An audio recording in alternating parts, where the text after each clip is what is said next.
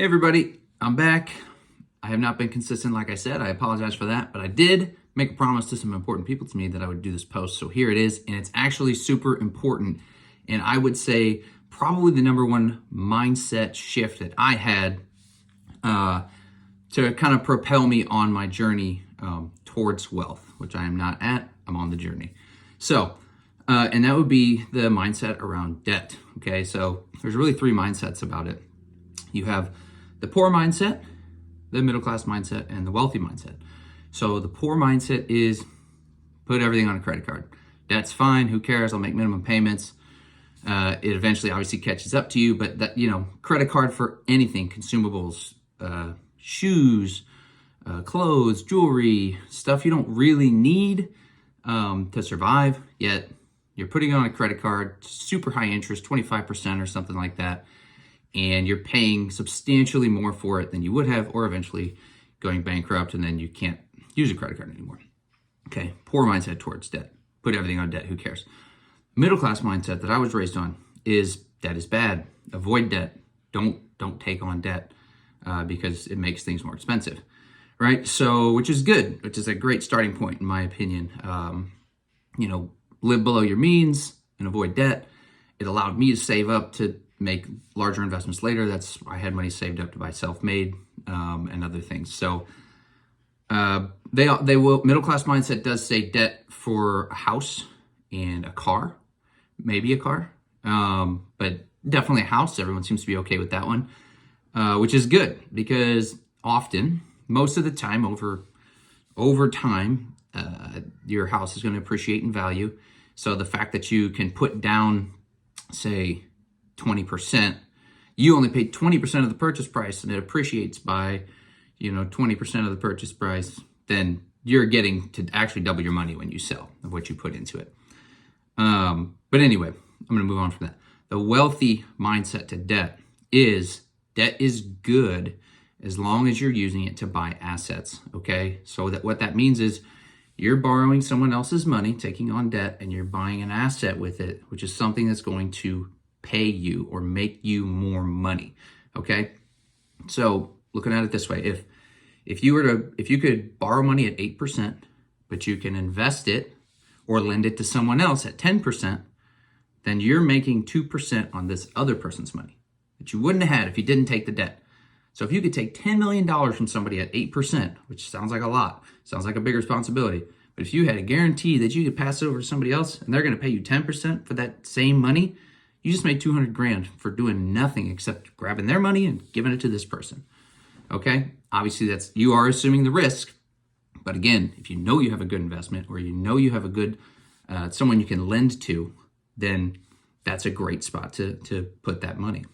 Okay, so you know who does this very well? Banks. That is exactly what banks are doing. And they're literally borrowing money from the government at the lowest rate and lending it to you for a higher rate. They're literally making this spread on every loan you take. Credit cards, they're making huge spreads. Home loans, they're making money on you. Auto loans, they're making money on you because they're borrowing from the government, or not actually the government, from the Federal Reserve, which is a private institution, which is a whole nother can of worms. But they're borrowing from them at a lower rate than they're loaning it to you. So banks are doing this thing that I'm talking about with the wealthy mindset. And any town you go to in America, who's got the biggest, tallest, shiniest, best looking building? It's the bank. You can go to a tiny little town with a bunch of, it's run down, but there's still a shiny bank in town. You can go to New York City, and guess who's got the biggest, best buildings there? It's still the banks, okay? And the reason is that they are doing this. What I'm talking about is the wealthy mindset. They have this mindset around debt of give me more of it as long as I can invest it or lend it at a higher rate of return. So to give one more example, I know I've been running on a long time, but if you're still listening, this might be helpful for you. So even if you could take a 25% loan, like a credit card, okay, which I said at the beginning is terrible to buy shoes. But if you can invest that in something that's even going to get you a 30% return, okay, or a 50% return, which is possible, 100% return is possible. People are doing this, okay? But let's say you could take that 25% and you invest it in something that's 30%. Once again, you take as much as you can because you're just making more. The more money you borrow and invest at the higher rate, the more money you're making. Okay, there's one more thing I wanted to discuss that's very important here that's often very overlooked. So there are 0% interest rates on debt, okay? You can get that on a credit card often, like this intro rate for 0%, okay? Now, your savings, you could also look at your savings as a 0% loan because it's money you've accumulated on your own, and now you can invest that, and you don't pay any interest on it, right? Okay, well, here's the thing. This is a huge thing that the wealthy know and think about that most people do not, okay? Your savings, if let's say you're in a 30% tax bracket, you actually paid 30% of that money or on that money, okay? So let's say you made $100,000, you had to pay 30 in taxes, so now you're down to $70,000 and you can invest that $70,000, right, at a 0% interest rate. Or debt you don't pay taxes on, okay? So you could borrow $100,000, right, which is what you initially started with. You made the $100,000, saved it up, and you had to pay $30,000 taxes, and then you invested it. Well, you could start with $100,000 of debt, pay 10% on that, 10% interest on that, and invest the full $100,000. Okay, so in reality, that is another massive perk of debt that people do not consider, is the fact that you don't have to pay taxes on it. Yes, you have to pay it back.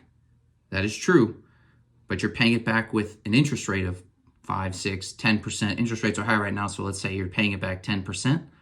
But if you're getting paid through your job and saving that money to invest, you're paying taxes on it. So it's actually more expensive money. The money that you're earning and investing is more expensive than if you were to borrow money and invest it. So that's something that is very often overlooked. I just wanted to make sure I threw that in at the end here. I hope this helps. Sorry if I went on a little too long, but I feel like this is important stuff, and honestly, I could talk about this all day. So if you have questions, drop a comment, shoot me a DM, text me if you got my number. You probably do if you follow me on Instagram. So yeah, y'all have a great day.